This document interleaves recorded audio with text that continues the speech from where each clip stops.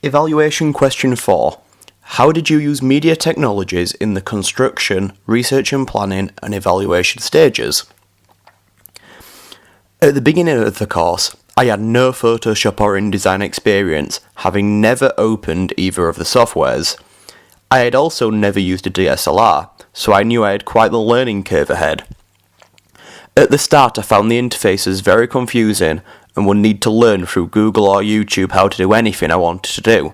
This is shown in my preliminary exercise. I just about managed to throw a few boxes with some text and an image. I don't believe I even attempted to use Photoshop at this stage, as it just seemed too confusing.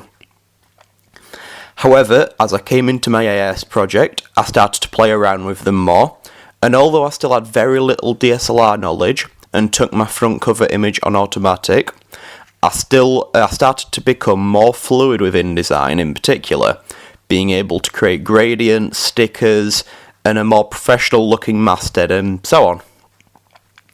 When I did start to use Photoshop, mainly on my A2 project, I quickly learned that the low-powered CPU and integrated GPU of the college computers struggled to run both Photoshop and InDesign at once, and to stop freezing, you would have to load one software, then shut down the other before using each one.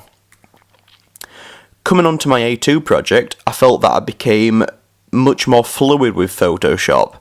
I started to watch lots of online tutorials and lessons, and became effective with the clone stamp tool, burn tool, changing lighting, contrast, along with essentially anything else that I felt I needed to do for the task ahead.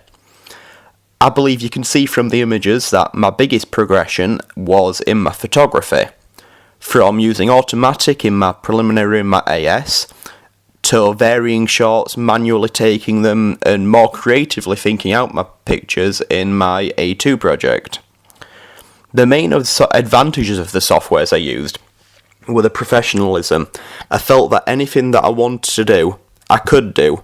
I was more limited by my own skill than I was by the software. But, however, I felt that both softwares did have quite a high learning curve, and it really did take me the best part of 2 years to learn my way around them both. Thank you for listening.